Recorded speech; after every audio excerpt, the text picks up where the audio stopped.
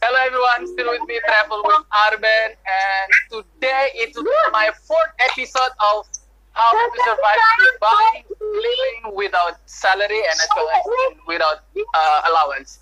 Today it's special for me as well as for you guys who Indonesian people who watch. Today I wanted to sharing you how to survive during the COVID-19 or coronavirus. I invited all of my siblings, which is my elder sister Catherine. Hello. And my second sister Ida. Hi. Hello. And then my one and only brother. Yeah. Hi. So today, as I said earlier, I said this is quite special also for the Indonesian people. I want to speak with it bahasa, jadi kalian semua pada mengerti. Gitu. Hari ini kita bakalan, ya. Jadi hari ini kita bakalan ngobrol tentang gimana sih cara kalian survive during the COVID-19 atau disebut juga sebagai coronavirus. Apakah berdampak besar dengan bisnis yang kalian punya atau pekerjaan yang kalian hadapi, as well as gimana sih kalian ngatasinnya sama keluarga kalian? Soalnya kan kalian ini kan udah punya anak ya, dan itu juga ada istri pun juga ada suami. Bagaimana sih cara kalian membagi tugas di rumah, begitu juga membagi tugas di luar, sebagai orang tua, begitu juga sebagai mungkin dibilang juga guru untuk anak-anak kalian, karena school juga close ya, school juga close. So sekarang mungkin kita bisa start sama kakak saya yang pertama yang tinggal di Cipayung, benar ya? Coba dong ceritain ke kita yang mungkin orang Indonesia yang di Dubai mau tahu caranya ngatasin coronavirus ini sebagai keluarga atau istri ataupun juga sebagai guru bagi anak-anak kakak yang ada di rumah gitu loh. Gimana sih? Gimana ya? Oh yeah, hi guys. Introduce. I'm the eldest. As always number one in everything, yeah? Okay. Nice. Right. As you know, during this pandemic ya, ini memang quietly hard time sama quietly hard moment juga kan, karena kita udah mulai ngalaminnya awal tahun dan ini sudah pertengahan tahun. Jadi untuk ngadepin ini emang to me strugglingnya ya 11-12 lah. Ya kalau boleh sombong sih ya, nggak terlalu sih, paling berkurang sedikit-sedikit aja. Jadi kalau untuk dong ya. Ya alhamdulillah. So I have 3 main jobs here as a mom, a career woman, and a business woman also. Jadi kalau sebagai as a mom, meningkatnya kebutuhan itu karena anak-anak sering di rumah, otomatis kan jajan, makan, terus dapur, nih semua kan jadi meningkat 3 kali lipatnya kan. Jadi yang paling berasa sih di situ aja. Terus kalau as a business, well, as you know, during this pandemic also ada beberapa memang yang secara terpaksa memang harus di shutdown. That's including mine. I have like semi-modern restoran just for college or employee yang like coffee shop gitulah. Cuman ada Yang mau jajan gitu snacksnya. Ya ada snacks. Nah, we need to shut down because at the time kita nggak tahu sebenarnya kalau memang tuh bisnis itu masih boleh buka, tapi tidak boleh ngejejerin meja dan kursi. And that time itu di sana at my place itu masih ada dijajarin. So yeah, well that's quietly creepy moment lah. Jadi dari situ we need to shut down until now, and I don't know when to be start again. So kalau sebagai pegawai, dampak sama efeknya nggak terlalu sih, cuman berkurangnya karena kita ada jam work from home, means that work from home itu berarti di rumah aja.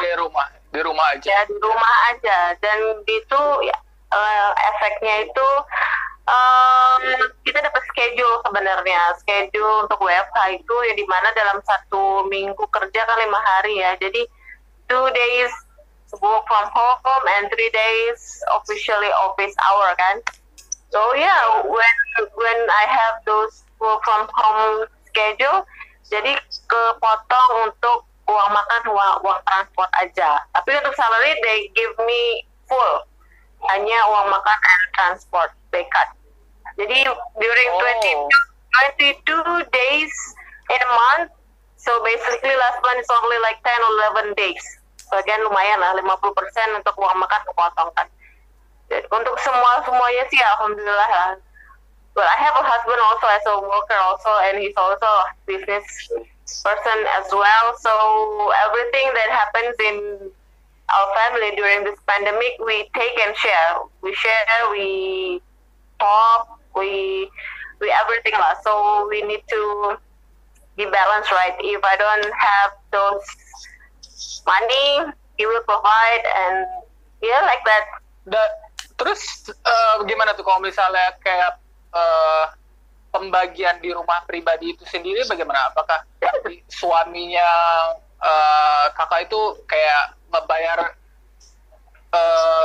bill yang maksudnya for example ya, ngebayar buat anaknya atau istrinya itu buat ini ya, untuk saling ngebantu during COVID-19-nya itu sendiri? Karena tadi kan kakak juga udah bilang ya, kita semua bilang karena bisnis pribadinya itu juga tutup. Yes. Aku pun ada pertanyaan pribadi yang kalau misalnya ditutup, berarti bagaimana dengan nasib-nasib pegawai yang dipekerjakan? As husband and wife ya. Kalau kita di rumah itu kita ada like agreement kan. Agreementnya itu adalah untuk semua bills all managed with my husband. All bills. Kalau in me, I manage like children needs. So everything what children need, I provide. School, snacks, everything I'm providing all. Terus kalau untuk in my business, karena kita kemarin udah shutdown itu memang agak berat sih, karena mereka juga we have 15 employee at my place. Wow. Okay. 15. So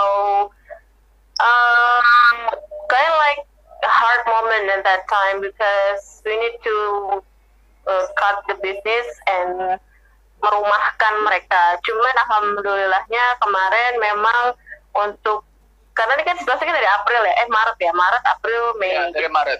Ya. Keputusan tutup itu bulan April. Cuman alhamdulillah untuk salary and THR we still provide them. So jadi mereka pulang itu masih ada pegangan, bahkan buat keluarganya kasihan soalnya. So yeah, that's like that. We need to mengorangkan orang katanya kan supaya rezeki dan lain-lain tetap lancar. Jadi ya anything for hak sama kewajibannya mereka tuh tetap insya Allah we provide. Jadi alhamdulillah ada jalan. Alhamdulillah berkah lah ya. Terus ya ada. Aku juga dengar yang buat dikondisikan dengan kakakku yang kedua yang tinggal di Pekalongan ya kan ya. Kan dengar baru buka bisnis ya. Itu kan food online. Bener kan ya? Iya. Itu semenjak COVID-19 ini, semenjak coronavirus ini, itu ada dampak yang benar-benar kerasa atau malah banyak customer yang malah meningkat atau bagaimana? Dan pula suami juga katanya punya garas buat membenerin kayak mobil dan motor segala macam. Itu juga ada dampaknya pula atau bagaimana? Ya banget lah. Sebenarnya buka dapur andut itu karena memang kita harus cari tambahan karena pandemi ini ya kan. Soalnya karena PSBB di sini kan ada jam malam, which is jam 8:30 itu semua store itu harus close. Pokoknya persiapan mereka tuh close itu jam 8, berarti jam 8:30 itu semuanya udah nggak ada, udah sunyi senyap di sini, nggak ada apa-apa. Okay. Nah Sedangkan bengkel suami itu kebetulan itu kan buka memang dari pagi sampai tengah malam, apapun lah ya. Karena ada PSBB ini dampaknya Masya Allah, ampun-ampunan, ya kan? Alhamdulillahnya kalau aku punya kalian semua, ya kan, bisa sharing semuanya, ya kan, bisa berbagi, bisa apa segala macam kan yang kita pikirin di sini yang orang-orang yang punya penghasilan seperti suami yang harian dan istrinya nggak kerja, ya kan? Kalau suamiku kalau sebelum corona itu dia bisa dapat 400 sekian. Sekarang 35.000, bayangkan ya. Makanya ya orang-orang mungkin ngelihat kita kan cuma dari luarnya aja. Oh, ini orang udah kayak punya usaha, punya ini, oh mungkin mampu. Mereka kan nggak ngelihat dari sisi kita berapa sih, kita harus ngeluarin gimana sih, kita harus mati-matian. Terus terang sekarang suami gue aja nakal ya. Soalnya mau PSBB kayak apa ya tetap dia jalanin sampai subuh, sampai pagi malahan. Yang penting karena kondisi sih ya, dapur tetap kumpul ya, yang penting dapur tetap kumpul. Punya istrinya bisa makan, anaknya bisa makan, karena yang gue rasain juga, gue juga pendapatannya harian ya dari suami, bukan bulanan ya, untuk diketahui. Jadi itu kepotong juga cuy, ya kan? Karena dia pendapatannya kepotong, kayak kita dipangkas abis, oke? Makanya terus gimana tuh? Kalau tadi kan dibilang pendapatan suami kan berkurang ya, pendapatan suami berkurang, begitupun dengan bisnis pribadi juga pun berkurang dengan presentasi customer-nya atau guest-nya yang order. Facing buat kan dari chat yang awal tadi di mention kalau misalkan kalau kayak ini kan kontrak. Itu apakah ada kebijakan? Tidak ada. Secara individual between tidak ada. Saya juga ngontrak. Tidak ada kebijakan. Bayar full. Ya, kebijakan between ya, makanya ini kan mungkin teman-teman yang di luar negeri kan nggak tahu ya. Kalau misalnya keluarganya atau kakak-kakak yang kontrak dan mereka mau tahu apakah ini benar atau enggak. Makanya saya pribadi juga maunya tuh mungkin bisa share itu aja. Mungkin nggak usah terlalu di-share berapa maunya, cuman ini apakah ada kebijakan dari landlordnya kalian atau dari yang punya gedung atau yang punya rumah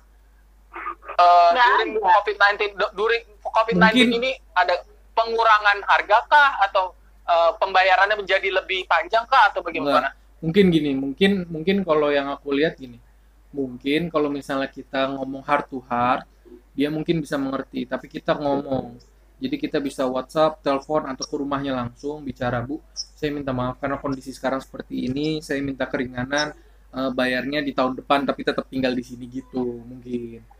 Gini ya Bang, orang kan beda-beda ya, gue sampai ketawa nih, karena ini bener-bener kondisi ini tuh nusuk kehidupan gue banget ya, soalnya alhamdulillah dapet kontrakan ya, udah kita telepon, udah kita WA, apa mesti kita soalnya kebetulan yang punya rumah yang gue kontrak ini lo kurang bawa hampers sekali, hampers lebarannya belum masuk, belum nyampe, jadi gak dikurangin. Kontrakan aja belum lunas, main hampers gimana maksudnya? Bukan hampers, nggak ada pampers, kasih pampers aja. Makanya gue bilang, iya, gue ngomong sama dia waktu sebenarnya kan itu batas waktu pembayaran gue itu bulan Maret ya. Terus sudah dibayarkan lebih dari setengah harga kontrakan ini sebenarnya. Oh, tahunan ya? Itu, tahunan? Iya, tahunan. Iya. Dan dia nggak, sampai gue bilang sama yang punya, minta tolong karena kondisinya itu memang seperti ini. Kalau misalnya memang Bapak mau, kita cicil seada-adanya kita, oke? Terus tapi memang ya gue ngerti juga mungkin yang punya rumah nggak kerja, cuman istrinya doang yang kerja, dia juga butuh uang. Gue walau alam, cuman kan namanya kita jadi engap di sini. Di sininya mikirin gimana anak-anak, karena kebetulan gue 4 anaknya, 2 bayi, 2 udah gede, ya kan? Jadi minta permisi atau keringanan dispensasi lah ya. ya Keringanan, dispensasi ya. nggak bisa, sampai sekarang aja masih dikejar-kejar, alhamdulillah itu. Iya, dia minta dispensasi malah dikirimin dispenser sama yang punya kontrakan. Tapi bener loh, kakak juga kan kakak juga ngangsur nih ya, untuk rumah kan juga masih ngangsur, nggak kontrak rumah sendiri, cuman masih ngangsur kan. Jadi kemarin dari pihak banknya juga mereka offering sih sebenarnya. Jadi offeringnya itu yang kalau dipikir-pikir ke depannya malah jadi jebak buat kita sendiri sebagai nasabah ya. Karena mereka itu nawarinnya, oke, ibu dapat keringanan, ibu bapak dapat keringanan, boleh bayar interestnya aja sekian, terus tanya dong, itu pembayaran gitu nanti bagaimana nih? Jadi kalau poin garis bawahnya itu adalah kita ibaratnya cuma kasih uang itu cuma-cuma aja buat pihak banknya. Nanti setelah 1 tahun berjalan, balik lagi dengan due date yang lebih lama, lebih panjang, nambah lagi jadi due date-nya dengan angsurannya pun juga jadi bertambah. So means like my husband also utangnya juga nambah kan. Jadi my husband we share kan soal ini. So kakak bilang sama dia, udah nggak usah diambil lah tawarannya, udah kita bayar aja seperti adanya aja. Biasanya, udah full full.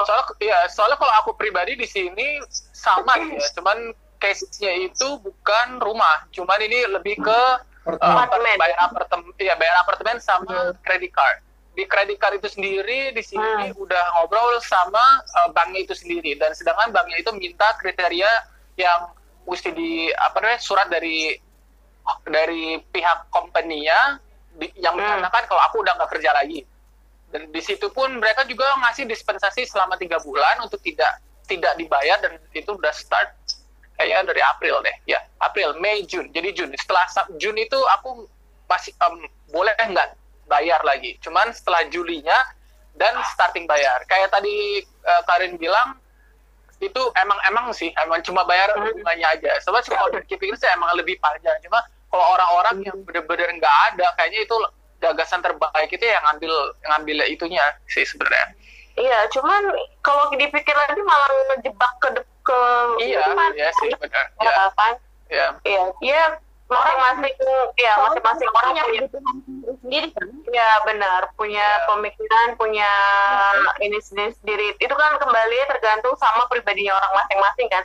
Yang penting jangan terlalu memaksakan. Jadi nanti kalau terlalu memaksakan, nanti ke depannya malah kitanya nggak makan kan juga percuma ya.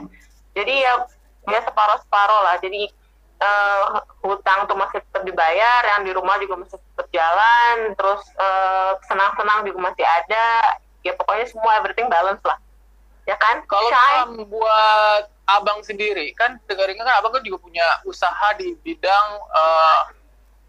peramasan ya, atau juga berlian lah, atau bikin berlian. Diamond. Oke. So ketika masa transisi ini dari yang normal terus menerjang ke COVID-19 itu sendiri, itu gimana? Banyak duitnya dia, lihat gendut kan? Alhamdulillah.